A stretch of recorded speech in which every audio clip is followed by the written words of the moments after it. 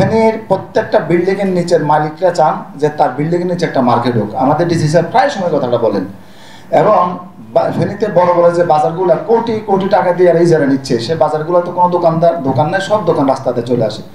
আমরা অনেকবার এই যে জেলা প্রশাসন থেকে গত 2 মাস ধরে ঈদ চাঁদ রাত পর্যন্ত আমরা অভিযান চলছে, এখনো চলছে। পৌর প্রশাসক স্যার আমরা দিন রাত চেষ্টা করেছি এই হকার উচ্ছেদ করতে। পারি না কেন?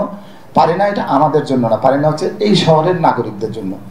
এই নাগরিকরা যতক্ষণ পর্যন্ত না চাইবে এই শহরটা সুন্দর হোক, আমরা মেহমানরা এসে কোনোদিন এটা করতে পারবো না।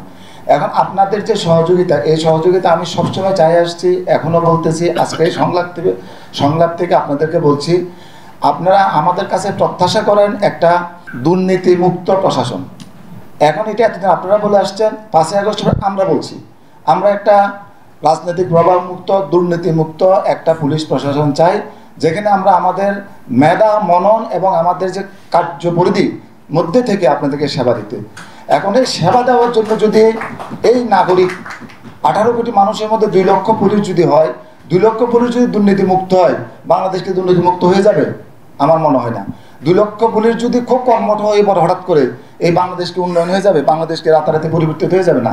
আমরা তো আপনাদেরই সন্তান, আপনারা যা আমাদেরকে শিখাচ্ছেন আমরা তাই শিখছি।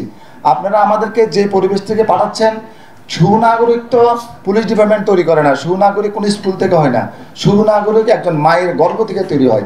তাহলে আমার বড় ভাই, আমার গুরুজনরা আমাকে যা শিক্ষা দিচ্ছেন, আমরা সেভাবে শিক্ষিত হয়ে কার্যক্ষেত্রে এসে আমরা সেটা প্রয়োগ করছি। সুতরাং আমি আপনাদেরকে অনুরোধ করব, ট্রাফিকের বিষয়ে এখানে অনেক আলোচনা হয়েছে, অনেক দিক নির্দেশনা দেওয়া হয়েছে, এগুলো আমাদের সাংবাদিক ভাইরাও জানেন, আমাদের কর্মকর্তারাও জানেন।